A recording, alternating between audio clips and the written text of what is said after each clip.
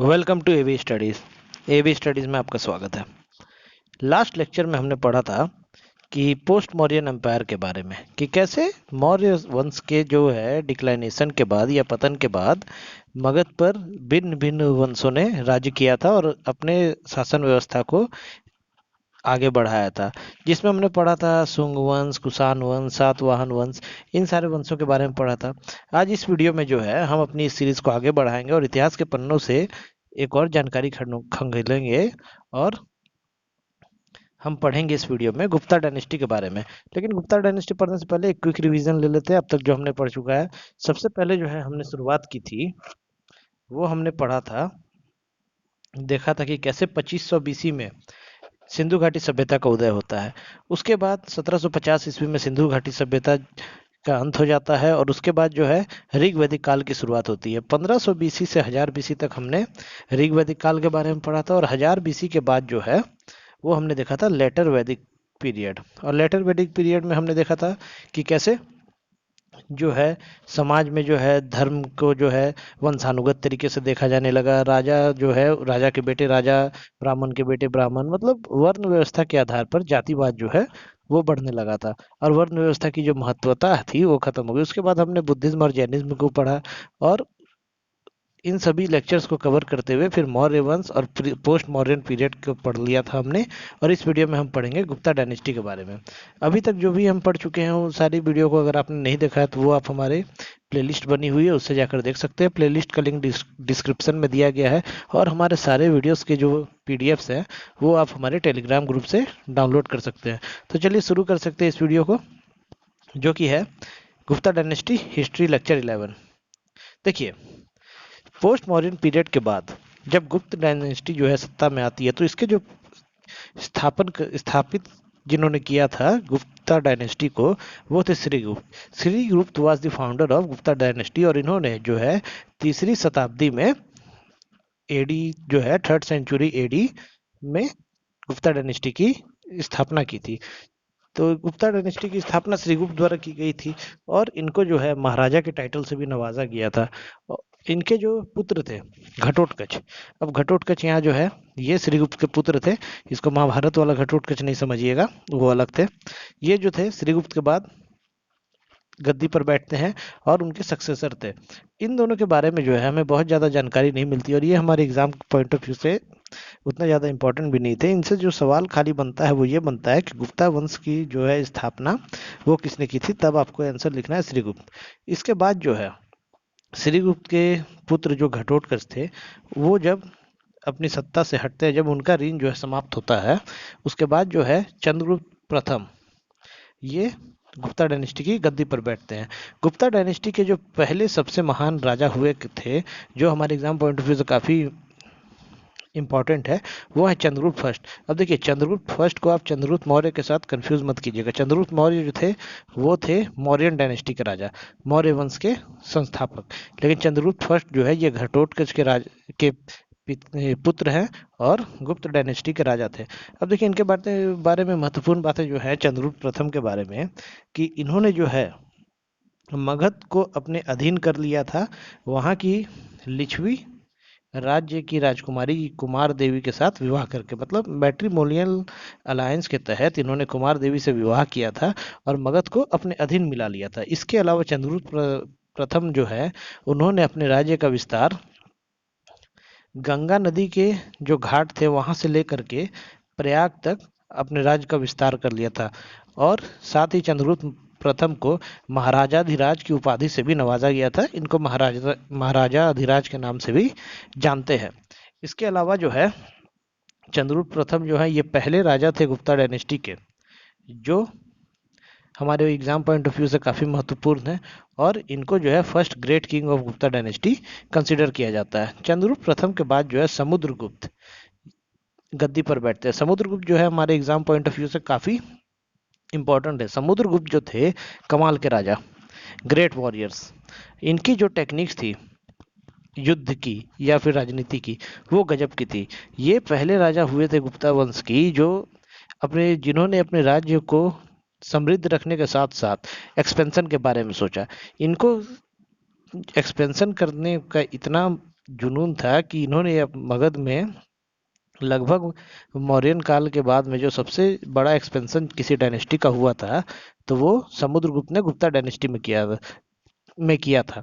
और समुद्रगुप्त को जो है इनकी नीतियों, इनकी युद्ध आदि करने और राज्य के एक्सपेंशन करने के लिए विंसेंट स्मिथ, जो एक बहुत ही बड़े इतिहासकार थे, के द्वारा नेपोलियन ऑफ इंडिया के नाम से बुलाया गया है। नेपोलियन ऑफ इंडिया बोलने का मतलब क्या था? नेपोलियन जो थे, नेपोलियन का सपना था कि वो पूरी दुनिया पे राज करे। उसी प्रकार समुद्रगुप्त जो है, इनका सपना था कि गुप्ता डायनेस्टी जो है उसका भी शासन पूरे विश्व में स्थापित करना। इसीलिए इन्होंने कई राज्यों से युद्ध किए, कई राज्यों को अपने अधीन किया, कई जगह इन्होंने मैट्रिमोनियल अलायंसेस भी किए, और अधिक से अधिक एक्सपेंशन जो गुप्ता डायनेस्टी का था वो समुद्रगुप्त के शासनकाल में ही हुआ था। इसके अलावा जो समुद्रगुप्त का एक पहलू था कि ये काफी प्रचंड थे, युद्ध हमेशा करते थे, कई लोग इन उस युद्ध में कई लोगों की मृत्यु भी हो जाती थी। मतलब एक क्रूर राजा के रूप में जो इनकी छवि थी, उसके अलावा इनका एक सॉफ्ट कॉर्नर भी था, जिसमें इनका जो है रुझान जो है वो कविता लेखन और आर्ट एंड कल्चर की तरफ जो है इनका इंटरेस्ट दिखाया गया है।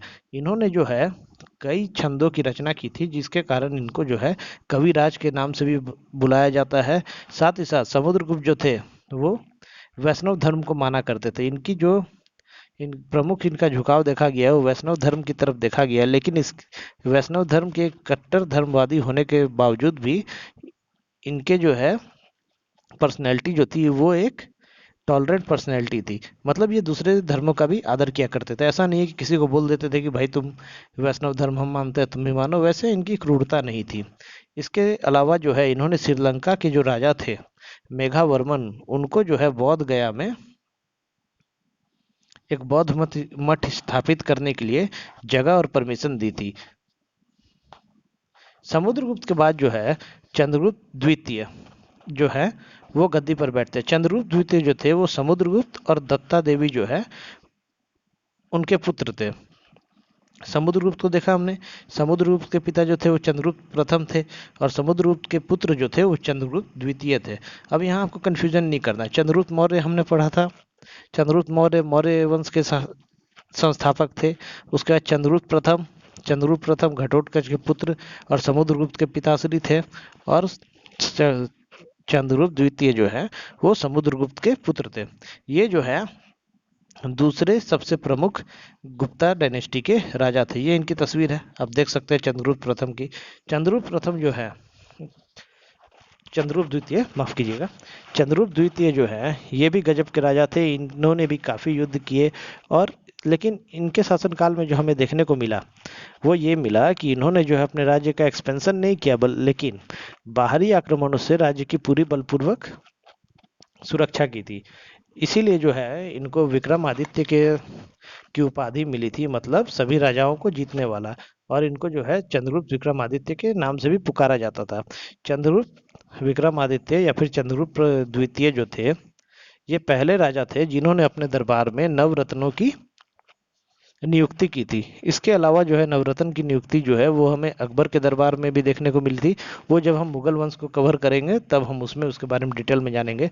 अभी जो है वो हम देखते हैं कि चंद्रगुप्त द्वितीय के जो राज दरबारी थे उसमें इन्होंने नवरत्न या फिर 9 ज्वेल्स की अपॉइंटमेंट करके रखी थी, जो कि जिसमें जो प्रमुख थे कालिदास, महान कवि कालिदास, उसके अलावा आर्यभट्ट, फिर अमर सिम्हा, धनवंतरी, सुश्रुत, ये सारे जो है ये इनके दरबार के जो है नवरत्नों में से कुछ एक है।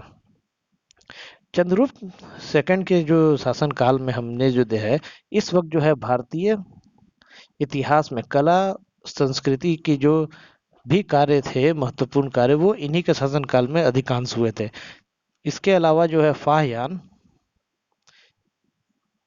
जो कि एक चीनी यात्री था, वो चंद्रगुप्त द्वितीय के ही शासन काल में चाइना से भारत आया था बौद्ध धर्म पर स्टडी करने के लिए या फिर बौद्ध धर्म के बारे में जानने के लिए। देखिए बौद्ध धर्म जो है वो अशोक के प्रचार प्रसार के बारे बाद में जो है पूरी दुनिया में फैल गया था।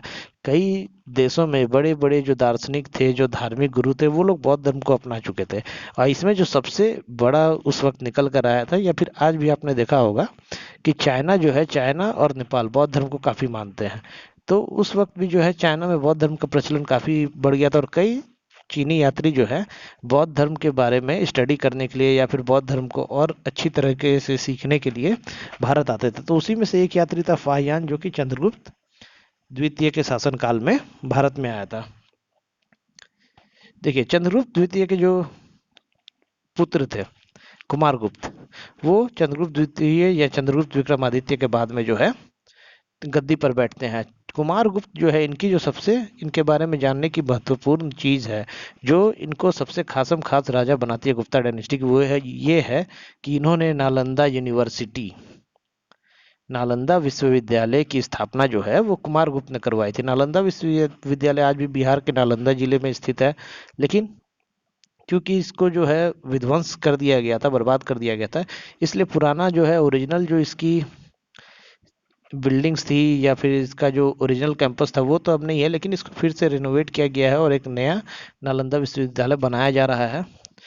उसको हम किसी दिन किसी खास लेक्चर में नालंदा यूनिवर्सिटी और तक्षशिला यूनिवर्सिटी, जितने भी इंपॉर्टेंट यूनिवर्सिटी हैं, उसको कवर कर लेंगे।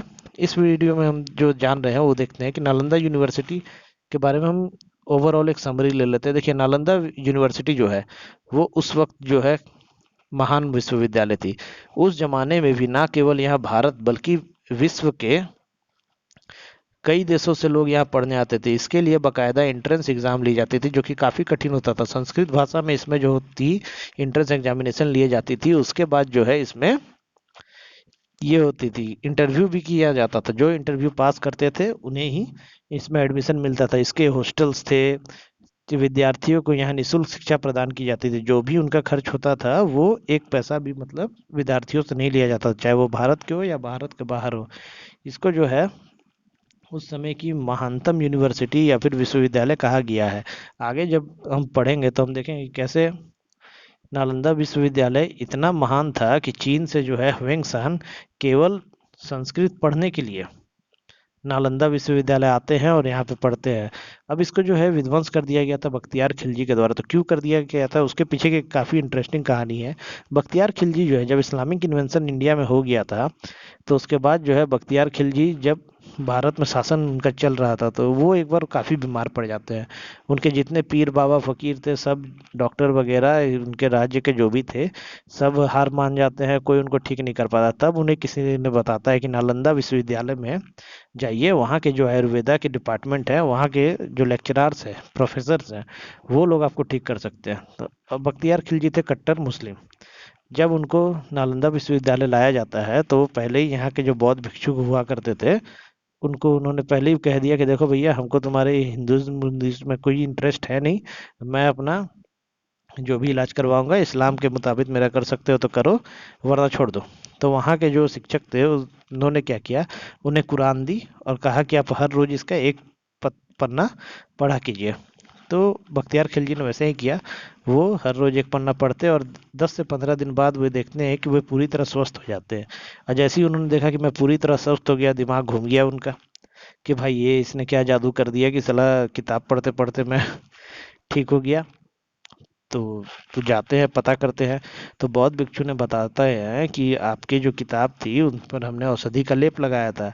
तो क्योंकि देखिए काफ़ी लोगों की आदत सी होती है, जब वे पन्ने पलटते हैं तो थूक लगाते हैं, जीभ से वो उंगली से थूक लेते हैं, पन्ना पलटते हैं और फिर जीभ पे उंगली लगाते हैं। तो वैसे ही जब ये बार बार किताब के पन्ने पलटते थे तो औषधि जो है धीरे धीरे इनके जीभ पर जाती थी और उससे ये स्वस्थ हो गए। उसके बाद जो है बख्तियार खिलजी का दिमाग घूमता और वो बोलते हैं कि इनके पास तो काफी ज्ञान है, अगर ये लोग रहेंगे तो आगे चल के तो इनके ज्ञान से लोग क्या क्या सीखेंगे और हमारा साम्राज्य खत्म हो जाएगा। और इसीलिए ईर्ष्यावश कि ये बौद्ध धर्म के भिक्षुक को इतना ज्ञान क्यों है, वो उसको जला देते हैं। और ये माना जाता है, इतिहासकारों द्वारा लिखा गया है कि वहाँ की जो लाइब्रेरी थी वो मल्टी स्टोरेज लाइब्रेरी थी। उसको जब बख्तियार खिलजी द्वारा जलाया गया था तो वो 6 महीने तक जलती रहती। सोचिए कितनी किताबें, कितने स्कॉलर्स की टीचिंग होंगी उसमें, जिसको एक बख्तियार खिलजी द्वारा विध्वंस कर दिया गया था। आज अगर वो किताबें होती तो भारत कितना आगे होता। साइंस एंड टेक्स की किताबें थी, आयुर्वेदा, मेडिकल, हर चीज की पढ़ाई वहाँ हुई थी। तो अब हम वापस लौटते हैं, हमारे जो हमारा टॉपिक था, ये हमने नालंदा विश्वविद्यालय के बारे में थोड़ी सी कुछ जो है समरी के रूप में बातें जान ली। इसके अलावा जो है कुमारगुप्त के बारे में हम पढ़ रहे थे। तो कुमारगुप्त जो है वो चंद्रगुप्त विक्रमादित्य के बाद गद्दी पर बैठते हैं। उन्होंने नालंदा विश्वविद्यालय की स्थापना करवाई थी, और इसके अलावा कुमारगुप्त को जो है शंकरादित्य के नाम से भी पुकारा जाता था। उनका एक नाम शंकरादित्य भी था। कुमारगुप्त जो है वो गुप्ता डायनेस्टी के अंतिम महत्वपूर्ण शासक थे। इसके बाद जो है ये माना जाता है कि गुप्ता डायनेस्टी जो है वो धीरे धीरे डिक्लाइन होती चली गई, वो विध्वंस की ओर बढ़ती गई। और कुमारगुप्त जब सत्ता पर से हटते हैं तो उनका पुत्र जो होता है स्कंदगुप्त, वो गुप्ता डायनेस्टी की गद्दी पर बैठता है। और स्कंदगुप्त भी जो है उतना प्रभावशाली राजा नहीं रह पाता है, और 467 एडी 467 एडी में जो है धीरे धीरे करके स्कंदगुप्त का भी शासनकाल समाप्त हो जाता है, और उसके बाद पीढ़ी दर पीढ़ी गुप्त डायनेस्टी विध्वंस की ओर बढ़ते जाता है। जो अंतिम शासक था गुप्ता डायनेस्टी का, वो था विष्णुगुप्त, जो कि 540 से 550 एडी के बीच में शासन करता है। उसके बाद जो है गुप्ता डायनेस्टी जो है पूरी तरीके से सत्ता से हट जाती है। देखिए, गुप्ता काल जो है, गुप्त वंश का जो शासन काल है, उसको भारत का स्वर्णिम युग कहा गया है, क्योंकि जो है इस इनके राज्य में भारत के art and culture, science and tech और मेडिकल हो गया या कोई भी क्षेत्र बोलिए, उसमें जो है काफ़ी शोध हुए थे। संस्कृत ग्रामर की रचना इन्हीं के काल में की गई थी, और इनके काल में ऐसे महान महान कवि और साइंटिस्ट बोलिए या फिर मेडिकल चिकित्सक आदि बोलिए हुए हैं, कि उनकी जो टीचिंग्स थी वो आज भी काफ़ी कार्यरत साबित हुई है। तो इनके जो प्रमुख जो स्कॉलर्स थे गुप्ता पीरियड के समय में, उनमें से जो सबसे पहला प्रमुख नाम आता है वो आता है कालिदास, महाकवि कालिदास। महाकवि कालिदास जो थे वो एक काफ़ी महान पोएट थे। इन्होंने जो है रचना की थी, जो इनकी सबसे महत्वपूर्ण रचनाओं में से एक है, वो है अभिज्ञान शकुंतलम। एग्जाम से पूछा जाता है कि अभिज्ञान शकुंतलम जो है किसके द्वारा लिखी गई थी, या आपसे पूछ लिया जाएगा मालविका अग्निमित्रम जो है किसके द्वारा लिखी गई थी, तो उसका जो है उत्तर होगा कालिदास। तो इनकी जो कुछ प्रमुख रचनाएं थी वो थी अभिज्ञान शकुंतलम, कुमारा स्वामी समवयम, मालविका अग्निमित्रम, ऋतु समहरम, मेघदूतम, रघुवंशम। ये सारी जो थी ये कालिदास की कुछ प्रमुख रचनाओं में से एक थी। ये सभी जो हैं ये महाकाव्य थे, मतलब कविताओं के द्वारा लिखी गई पुस्तकें थी। ये देखिए कालिदास की तस्वीर है। कालिदास के अलावा गुप्ता डायनेस्टी के समय में ही संस्कृत के जो है एक काफी प्रसिद्ध नाटक है मृच्छकटिका, इसको भी जो है शूद्रक के द्वारा गुप्त डायनेस्टी के शासनकाल में ही लिखा गया था। इसके अलावा चंद्रगुप्त विक्रमादित्य के जो कोर्ट पोएट थे हरिसेन, वो भी गुप्ता डायनेस्टी के समय ही थे। और विष्णु शर्मा जिन्होंने पंचतंत्र की रचना की थी, वो भी गुप्ता एरा में ही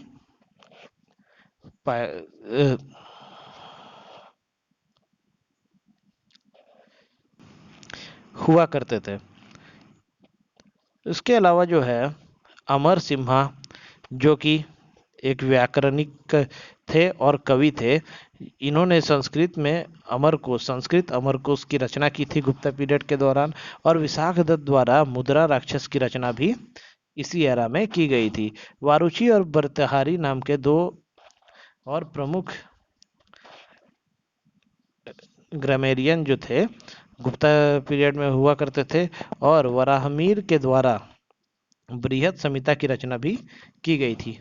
तो आप लोग देख ही रहे हैं कि गुप्ता पीरियड जो रहा था, इसमें जो हमारे लिटरेचर था, लिटरेचर के काफ़ी महान महान स्कॉलर्स जो थे वो गुप्ता पीरियड में हुआ करते थे। देखिए, स्कॉलर्स में हमने अभी तक लिटरेचर के बारे में जान लिया। अब लिटरेचर के बाद में जो भारत के सबसे बड़े मैथमेटिशियन हुए हैं, जिनको फादर ऑफ एस्ट्रोनॉमी कहा जाता है इंडिया में, मतलब भारत में जो है खगोल शास्त्री का जनक, पिता कहा जाता है आर्यभट्ट। वो भी जो है वो गुप्ता पीरियड में ही थे। आर्यभट्ट जो जिन्होंने जो है जीरो का आविष्कार किया था, अगर जीरो नहीं होता तो आप लोग को पता है कि आज गिनती करना काफी मुश्किल हो गया था। इसके अलावा आर्यभट्ट जो है इन्होंने सूर्य सिद्धांत और आर्यभट्टियम नाम की दो पुस्तकें लिखी थी। और उसके अलावा पाई की जो वैल्यू होती है, पाई मैथमेटिकल में एक टर्म होता है पाई, जिसकी वैल्यू होती है 3.14। ये जो है इसकी जो वैल्यू है ये भी आर्यभट्ट द्वारा ही की गई थी। सोचिए आज के ज़माने में अगर पाई की वैल्यू कैलकुलेट करने बोल दी जाए तो लोग उतना नहीं कर पाते, लेकिन इसकी जो सटीक, अभी तक जो सबसे सटीक जो इसका मूल्य है वो आर्यभट्ट द्वारा ही उसकी गणना की गई थी। आर्यभट्ट के अलावा अभी तक तो हमने देख लिया कि गुप्ता पीरियड में स्कॉलर्स हुआ करते थे लिटरेचर के। उसके अलावा हमने देख लिया एस्ट्रोनॉमर और ग्रेट मैथमेटिशियन आर्यभट्ट भी थे। इसके अलावा मेडिस मेडिकल के फील्ड में जो है काफी बड़े बड़े स्कॉलर उस समय हुआ करते थे। धन्वंतरी जो थे उनमें से प्रमुख थे। धन्वंतरी को जो है आयुर्वेद का जनक माना जाता है। और हिंदू धर्म में ये भी मानना है कि धन्वंतरी जो थे ये समुद्र मंथन के समय समुद्र से निकले थे। और आयुर्वेद का जो सिद्धांत है वो इन्हीं के द्वारा दिया गया है, लेकिन वो एक मैथोलॉजिकल स्टोरी है। यहाँ पर जो है हमको ये इतिहास में हमें ये मिला है, जिसके साक्ष्य मिले हैं वो ये है कि धन्वंतरी गुप्ता पीरियड के समय में हुआ करते थे, जो कि एक महान चिकित्सक थे। इसके अलावा जो है शल्य चिकित्सा के जनक, शल्य चिकित्सा जो यानी कि सर्जिकल प्रोसीजर की जो है रचना जिनके द्वारा की गई थी, जो दुनिया के पहले शल्य चिकित्सक थे सुश्रुत, वो भी जो है गुप्ता डायनेस्टी के समय ही थे। सुश्रुत ने जो है सुश्रुत संहिता की रचना की थी 600 एडी में, जिसमें कि है जो शल्य चिकित्सा के बारे में सारी व्याख्या मिलती है। देखिए ये जो है कुछ औजार हैं जो सुश्रुत द्वारा शल्य चिकित्सा में इस्तेमाल किए गए थे। आज भी जो है इसी से मिलते जुलते औजार जो है वो इस्तेमाल में लाए जाते हैं चिकित्सक के द्वारा। देखिए ऐसा है कि दुनिया में जितने भी विज्ञान की बातें हैं, जितनी भी मेडिकल है, वो भले ही आज पश्चिमी देश हमसे आगे है, लेकिन सारी जितनी भी विद्याएं हैं या टीचिंग्स हैं या फिर नॉलेज है, वो जो है वो सब हमारी भारत की ही देन है। आप लोग ये इस वीडियो में ही देख लीजिए, लगभग आज से 2,500-3,000 साल पहले की बात है, जब भारत में सर्जिकल ऑपरेशंस किए जाते थे, जब यहाँ पर जो है लिटरेचर में इतने बड़े बड़े scholars, international university, Nalanda university, और उससे पहले जो है तक्षशिला यूनिवर्सिटी, जो कि कितनी पुरानी है उसके बारे में अंदाजा इसी बात से लगाया जा सकता है कि उसके संस्थापक कौन है। इसके बारे में सटीक जानकारी आज तक नहीं मिल पाई है। तो ये सारी चीज़ें जो है ये भारत में ही जन्मी थी। जितनी भी विद्याएं हैं वो सब जो है सारी टीचिंग्स जो है वो भारत से ही निकली है। अब क्या हो गया कि भारत इतना पिछड़ गया, जबकि सारी विद्याएं उसी की देन है। तो जब मुगल इन्वेंशन होते हैं, इस्लामिक इन्वेंशन होता है, तब भारत की संस्कृति का डिक्लाइनेशन हो जाता है। और इसके बाद जब अंग्रेज जब आते हैं भारत में 1707 ईस्वी में, उसके बाद तो जो है भारत की जो गौरवशाली इतिहास की गाथा थी वो इतिहास के पन्नों में ही कहीं छुप कर रह जाती है, और हमारी जो संस्कृति है वो पिछड़ते चले जाती है। इन सबको हम आगे पढ़ेंगे जब हम धीरे धीरे आगे बढ़ेंगे। तो अभी तक जो है हमने इस वीडियो में गुप्ता डायनेस्टी के बारे में देख लिया। गुप्ता डायनेस्टी के जो महान महान राजा हुए थे उनके बारे में पढ़ लिया, जिनमें से प्रमुख जो हैं चंद्रगुप्त प्रथम, कुमारगुप्त, समुद्रगुप्त, चंद्रगुप्त द्वितीय, ये चारों जो है प्रमुख थे। इसके अलावा श्रीगुप्त, घटोत्कच, विष्णुगुप्त जो है कुछ अन्य राजा थे, जिसमें से श्रीगुप्त ने जो है गुप्ता डायनेस्टी की स्थापना की थी। अब इस मैप में हम थोड़ा देख लेते हैं गुप्ता डायनेस्टी के बारे में। देखिए ये जो पूरा भाग है ये गुप्ता डायनेस्टी का हुआ करता था। इससे पहले हमने मौर्य वंश में देखा था कि ये पूरा भाग जो था ये मौर्य वंश का था। उसके बाद सातवाहन वंश आए तो वो ये सब जीत गए, फिर कलिंग इधर से आगे बढ़ा। लेकिन उसके बाद जो है गुप्ता डायनेस्टी ये ऐसी डायनेस्टी थी जिसने फिर से इतना बड़ा जो है अपना साम्राज्य स्थापित किया था। तो शुरुआत में जो है गुप्ता डायनेस्टी जब उसकी स्थापना हुई थी तो वो बस ये भाग हुआ करता था। लेकिन जैसा कि हम अभी पढ़े, समुद्रगुप्त जिसको इंडियन नेपोलियन के द्वारा भी कहा गया था, के नाम से भी जाना जाता था, जिन्होंने काफी एक्सपेंशन किया था, उन्होंने ये सारा जो जगह भूमि ये पूरी है इस सबको गुप्ता डायनेस्टी में ऐड कर दिया था। उसके बाद चंद्रगुप्त द्वितीय द्वारा ये कुछ और भाग जो आजकल का गुजरात का क्षेत्र है उसको भी गुप्ता डायनेस्टी में ऐड कर दिया गया था। तो ये गुप्ता डायनेस्टी का एक ब्रीफ मैप हो गया, जिससे आपको एक अंदाजा मिल सकता है कि उनका राज्य कितना बड़ा था। अभी तक हमने सारी थ्योरीज पढ़ ली हैं गुप्ता डायनेस्टी के बारे में। अब हम उस पर आधारित कुछ इंपॉर्टेंट एमसीक्यूज देखेंगे जो कि एग्जाम पॉइंट ऑफ व्यू से काफ़ी इंपॉर्टेंट है। देखिए, पहला प्रश्न है, who was the founder of Gupta dynasty? Gupta dynasty के संस्थापक कौन थे? Option A Srigupta, option B Chandragupta, option C Kumaragupta या ऑप्शन डी विष्णुगुप्त। तो इस प्रश्न का जो है सही उत्तर है ऑप्शन ए श्रीगुप्त। इसके अलावा विष्णुगुप्त जो है ये गुप्ता डायनेस्टी के अंतिम शासक थे। अगला प्रश्न है, who was the son of Srigupta?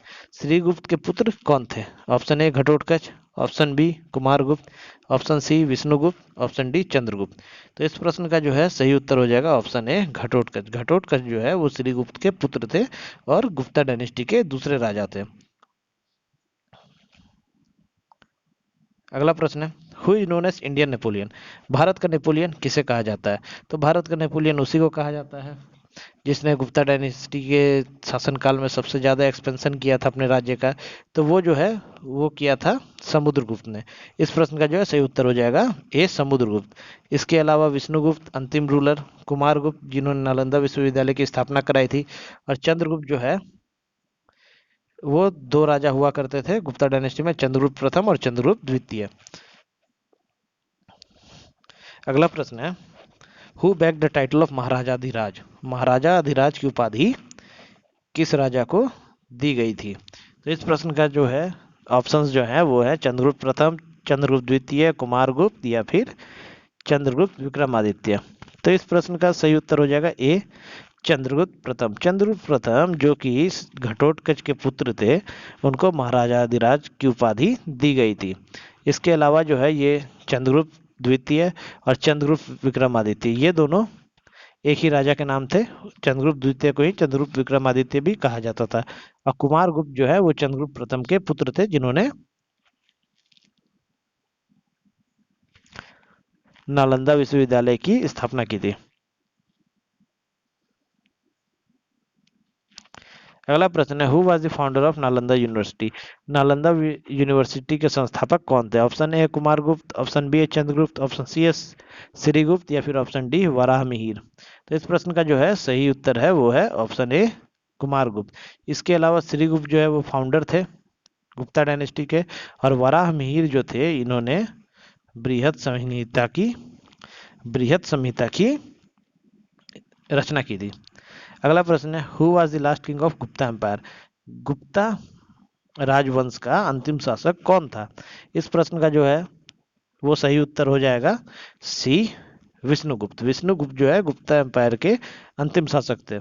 इसके अलावा समुद्रगुप्त जो सबसे महान राजा माने जाते हैं गुप्ता एम्पायर के, जिन्होंने मैक्सिमम एक्सपेंशन किया था अपने रीन में, और कुमारगुप्त जो है नालंदा यूनिवर्सिटी के संस्थापक थे। अगला जो प्रश्न है वो है, Abhijnana Shakuntalam was written by? Abhijnana Shakuntalam की रचना किसके द्वारा की गई थी? Option A Kalidasa, option B है वराहमिहिर, ऑप्शन सी है हरिसेन या ऑप्शन डी आर्यभट्टा।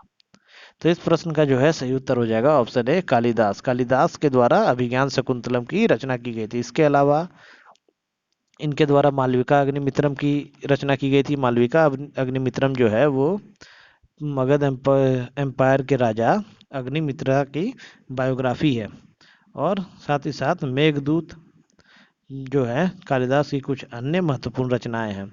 वराहमिहिर जो है इन्होंने बृहत संहिता की रचना की थी। आर्यभट्टा के द्वारा जीरो या शून्य की खोज की गई थी। साथ ही इन्होंने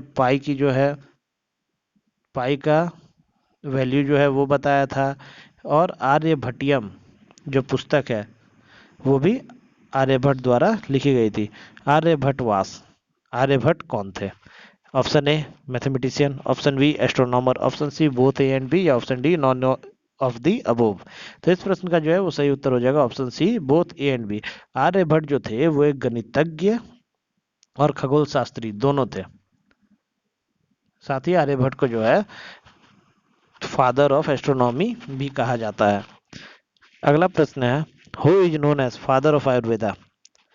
आयुर्वेद का पिता किसे कहा जाता है? Option A Charaka, option B Dhanvantari, option C Sushruta या ऑप्शन डी हरिसेन। तो इस प्रश्न का जो है सही उत्तर हो जाएगा ऑप्शन बी धन्वंतरी। धन्वंतरी को जो है फादर ऑफ आयुर्वेदा के नाम से भी जाना जाता है। इसके अलावा जो है चरक, ये जो थे ये मेडिसिन के प्रमुख ज्ञाता हुआ करते थे, जिनको हमने पोस्ट मौर्यन काल में जिनके बारे में पढ़ा था। और सुश्रुत जो थे ये शल्य चिकित्सा के यानी कि सर्जिकल थेरेपी जो होती है उसके जनक थे। ये पहले वैद्य थे जिन्होंने शल्य चिकित्सा की थी। शल्य चिकित्सा यानी कि ऑपरेशन। अगला प्रश्न जो है वो है संस्कृत अमर कोश की रचना किसने की थी? संस्कृत अमर कोश was written by. Option A है अमर सिम्हा, ऑप्शन डी है विशाख दत्त, ऑप्शन सी है वरामिहिर या फिर ऑप्शन डी वारुचि। तो इस प्रश्न का जो है सही उत्तर है वो हो जाएगा ऑप्शन ए अमर सिम्हा। अमर सिम्हा द्वारा जो है संस्कृत अमर कोश की रचना की गई थी।